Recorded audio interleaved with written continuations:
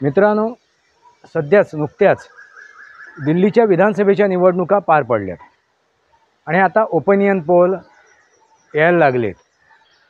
कोण निवडून येणार, कुठल्या पक्षाचा उमेदवार निवडून येणार, कुठल्या संघटनेचा उमेदवार निवडून येणार, याच्यावरती घोराळ चालू आहे.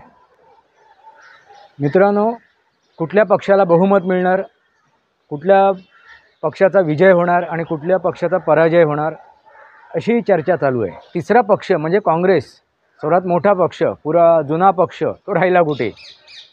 मित्रांनो, त्याची अवस्था बिकट आहे. आणि जेवढ्या काय 10-12 ओपिनियन पोलमध्ये आकडेवारी दाखवण्यात आलेली आहे, त्या आकडेवारीमध्ये काँग्रेसच्या वाट्याला 3 ते 1 म्हणजे जास्तीत जास्त 5. म्हणजे मित्रांनो, विचार करा काय अवस्था झाली आहे. 5च्या पुढे जाऊ शकले नाही, डबल डिजिटमध्ये सुद्धा जाऊ शकत नाही आहे. म्हणजे 10, 12, 11 नाही, 2 अंकी संख्यामध्ये पण ते जाऊ शकले नाहीत. पण मी जो काय गेल्या 10 वर्षाच्या काळामध्ये दिल्लीचं जे काय राजकारण बघितलं, त्या राजकारणानुसार परत 2019च्या कोरोनानंतर जे काय राजकारण झालं, तिथे जी काय परिस्थिती उद्भवली, जी काय परिस्थिती निर्माण झाली, त्यानंतर मी ते ॲनालिसिस करत होतो, समजून घेण्याचा प्रयत्न करत होतो. तर तुम्हाला एक गोष्ट लक्षात येईल की आम आदमी पार्टी याचा पराभव होतो आहे. आणि ज्या प्रकारे अरविंद केजरीवाल यांना मुख्यमंत्रीपद सोडावं लागलं, ती जी काही परिस्थिती निर्माण झाली, त्या परिस्थितीनुसार हे माझं ॲनालिसिस दिलेलं आहे, हे माझं विश्लेषण मी केलेलं आहे. म्हणजे भारतीय जनता पार्टीला 50च्या पुढे आपले उमेदवार निवडून आणता येत आहेत. मित्रांनो, तुम्हाला काय वाटते? भारतीय जनता पार्टीचं सरकार येईल का? आणि आलं तर त्यांना काय बहुमत मिळेल? आपला आकडा काय आहे? आपला ओपिनियन पोल काय आहे?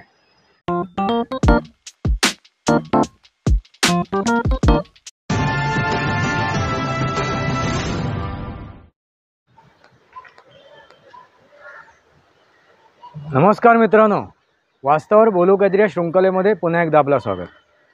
मी आपला मित्र राजेश वासंती साबाजी केळुसकर. मित्रांनो, नुकत्याच दिल्लीच्या विधानसभेच्या निवडणुका पार पडल्यात आणि आता ओपिनियन पोल यायला लागलेत. कुठे कोणाचे उमेदवार निवडून येणार आहे, कुठल्या क्षेत्रात, कुठल्या विधानसभेत, कुठल्या एरियामध्ये, दिल्लीच्या विधानसभेच्या त्या एरियामध्ये कुठले उमेदवार निवडून येणार, कोण निवडून येणार, कुठल्या पक्षाचा उमेदवार निवडून येणार, कुठल्या संघटनेचा उमेदवार निवडून येणार, याच्यावरती घोराळ चालू आहे. मित्रांनो, कुठल्या पक्षाला बहुमत मिळणार, कुठल्या पक्षाचा विजय होणार आणि कुठल्या पक्षाचा पराजय होणार, अशी चर्चा चालू आहे. आणि आपापल्या परीने, आपापल्या तऱ्हेने प्रत्येक पक्षाचा प्रवक्ता आपण कसं काय जिंकणार आहोत, आपण कसं काय यश प्राप्त करणार आहोत, आपला कसा काय विजय होणार आहे, ते सांगण्याचा आटोकाट प्रयत्न करत आहेत. असो मित्रांनो, अनेक ओपिनियन पोल आलेले आहेत. आता या ओपिनियन पोलमध्ये विविध प्रकारचे आकडे आहेत. आणि पण त्या आकड्यांमध्ये म्हणजे 10 ते 12 ओपिनियन पोल आलेले आहेत दिल्लीच्या विधानसभेच्या संदर्भात. आता ह्या 10-12 विधानसभेच्या ओपिनियन पोलमध्ये 9 ते 10 ओपिनियन पोल जे आहेत ते भारतीय जनता पार्टीचं सरकार स्थापन होते असं घोषित करत आहेत, असं सांगत आहेत. त्याप्रमाणे ते आकडे देत आहेत. मित्रांनो, लक्षात आलं का? भारतीय जनता पार्टीचं. आता तुम्ही म्हणाल तिथे 3 पक्ष होते, भारतीय जनता पार्टी, आम आदमी पार्टी आणि काँग्रेस. मग काँग्रेस कुठे गेला, असाही प्रश्न निर्माण होईल. कारण का? कारण 2 जे आहेत, 2 किंवा 3 जे ओपिनियन पोल आहेत, त्याच्यामध्ये आम आदमी पार्टी निवडून येते. का असं म्हणालो मी? तर 2-3 जे ओपिनियन पोल आहेत त्याच्यामध्ये आम आदमी पार्टी निवडून येते असं सांगण्यात येते, असे आकडे दाखवण्यात येत आहेत. मग आता तिसरा पक्ष म्हणजे काँग्रेस, सर्वात मोठा पक्ष, पुरा जुना पक्ष, तो राहिला कुठे? मित्रांनो, त्याची अवस्था बिकट आहे. आणि जेवढ्या काय 10-12 ओपिनियन पोलमध्ये आकडेवारी दाखवण्यात आलेली आहे, त्या आकडेवारीमध्ये काँग्रेसच्या वाट्याला 3 ते 1 म्हणजे जास्तीत जास्त 5 म्हणजे मित्रांनो विचार करा काय अवस्था झाली आहे. 5च्या पुढे जाऊ शकले नाही, डबल डिजिटमध्ये सुद्धा जाऊ शकत नाही आहे. म्हणजे 10, 12, 11 नाही,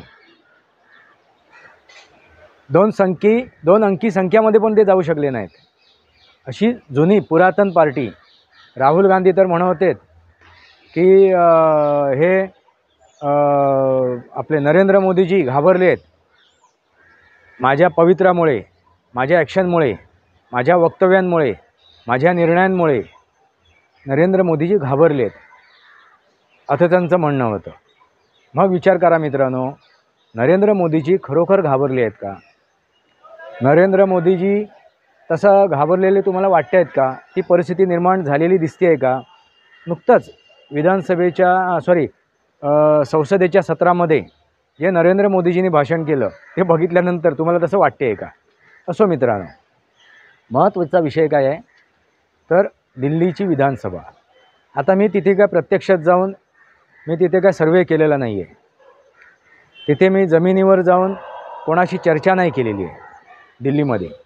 त्यामुळे तुम्हाला मी ठाम सांगू शकत नाही. मित्रांनो लक्षात घ्या, म्हणजे राजकीयदृष्ट्या. पण जे काय मी दिल्लीच्या तेथील माझ्या मित्रांशी जी काय चर्चा केली विविध शहरांमधील, त्यावेळी मला एक गोष्ट लक्षात आली की नक्कीच जे 8 ते 10, 9 ते 10 ओपिनियन पोल सांगतात भारतीय जनता पार्टीचा पक्ष हे येणार, सरकार येणार, ते येऊ शकते अशी ती परिस्थिती ते सांगतायत. त्यांच्यानुसार ते त्याचं विश्लेषण करतायत मित्रांनो. पण मी जो काय गेल्या 10 वर्षाच्या काळामध्ये दिल्लीचं जे काय राजकारण बघितलं, त्या राजकारणानुसार परत 2019च्या कोरोनानंतर जे काय राजकारण झालं, तिथे जी काय परिस्थिती उद्भवली, जी काय परिस्थिती निर्माण झाली, त्यानंतर मी ते ॲनालिसिस करत होतो, समजून घेण्याचा प्रयत्न करत होतो की नक्की दिल्लीमध्ये काय घडते, नक्की दिल्लीमध्ये काय होते. आणि मित्रांनो, ती परिस्थिती तुम्हाला निर्माण होताना दिसते. कुठली तर आम आदमी पार्टीचं सरकार म्हणजे केजरीवाल यांना मुक्ती दिली जाते राजकारणातून असंच दिसून येते, कारण ती परिस्थिती, राजकीय परिस्थिती, ती सामाजिक परिस्थिती तिकडे ज्या प्रकारे अरविंद केजरीवालने त्या आंदोलनानंतर ते सरकार स्थापन केलं होतं आणि ज्या काय शपथा घेतल्या होत्या आणि जे काय आपली मतं मांडली होती, आपण कसा निष्कलंक आहोत, आपण कसं पवित्र आहोत, आपण कट्टर इमानदार आहोत. कट्टर इमानदार अरविंद केजरीवाल, त्यांची कट्टरता त्या इमानदारीमधली त्याने दाखवून दिली. दारूचं जे काय लिकर घोटाळा, दारू घोटाळा जो काय त्याने केला, त्या घोटाळ्यानंतर बस घोटाळा केला, शाळेंचा घोटाळा केला, अनेक घोटाळे केले. त्याच्यावर ते आता चौकशा चालू आहेत. आता ते किती जनतेसमोर येईल, किती सार्वजनिक होईल, ते येणारा काळ सांगेल. पण असो मित्रांनो, ह्या ज्या काय परिस्थिती बघितल्यानंतर आणि त्यांनी जो विषय लढवला होता, जो आंदोलनामध्ये विषय मांडला होता, लोकपाल, तो लोकपाल ते अस्तित्वात आणू शकले नाहीत. आता पंजाबमध्ये सुद्धा त्यांची सत्ता आहे, पण अरविंद केजरीवाल पंजाबमध्ये सुद्धा लोकपाल आणू शकले नाहीत. असे अनेक विषय आहेत, अनेक प्रश्न आहेत. या प्रश्नाची उत्तरं अरविंद केजरीवाल देऊ शकत नाही आहे.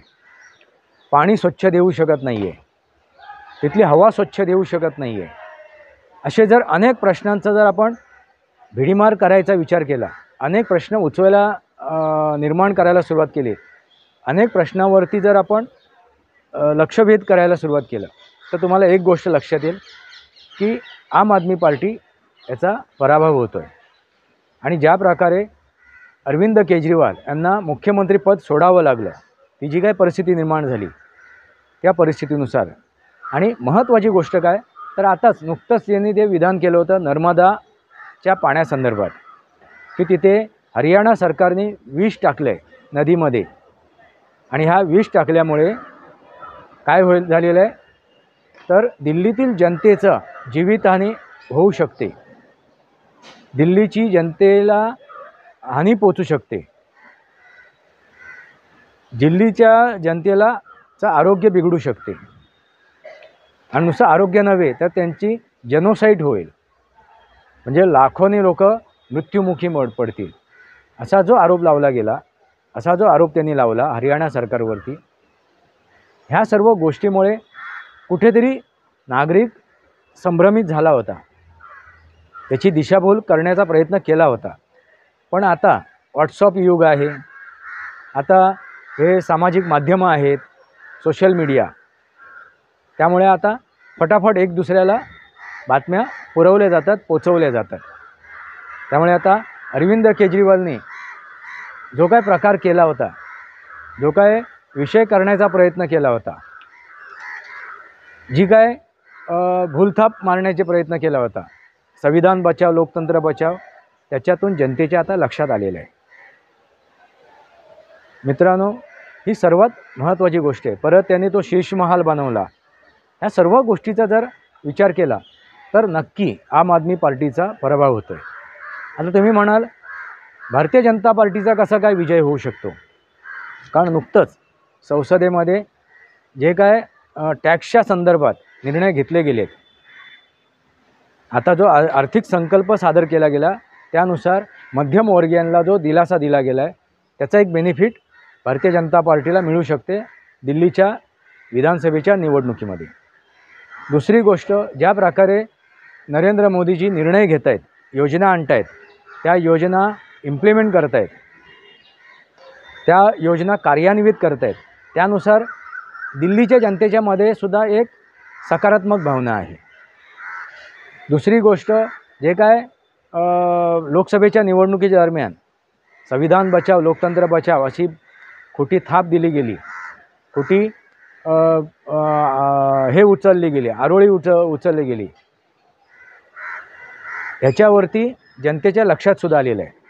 आणि महत्त्वाची गोष्ट म्हणजे दिल्ली महाराष्ट्राची विधानसभा आणि हरियाणाची विधानसभा आणि नंतर झालेली जम्मू काश्मीरची विधानसभा आणि त्यानंतर जम्मू काश्मीरच्या जनतेने दिलेले वक्तव्य, निवडणुकीचा रिझल्ट लागल्यानंतर ज्या प्रकारे त्यांनी नरेंद्र मोदीजींचं स्वागत केलं, ज्या प्रकारे आपले उमर अब्दुल्ला यांनी नरेंद्र मोदीजींची वाहवा केली, हे जे अनेक जर विषय तुम्ही विचाराधीन घेतलेत, विचार केला, तर एक गोष्ट लक्षात येईल की ही भारतीय जनता पार्टीची जमेची गोष्ट आहे.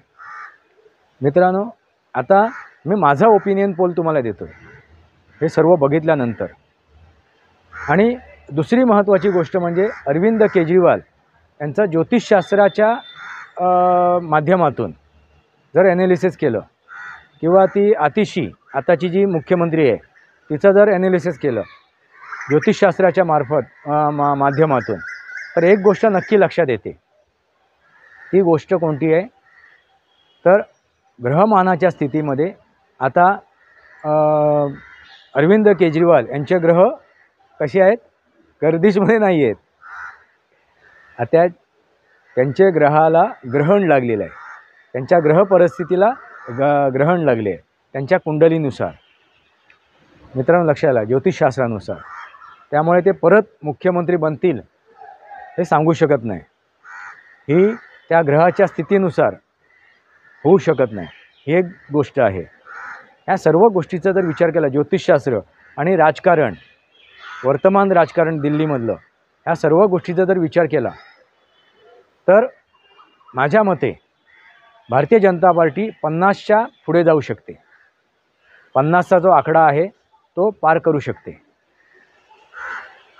आता त्याच्या पुढे किती आकडा येऊ शकतो सांगता येत नाही.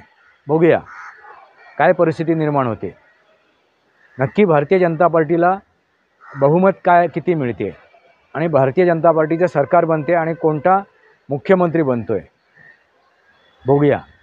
तुम्हाला काय वाटतं मित्रांनो?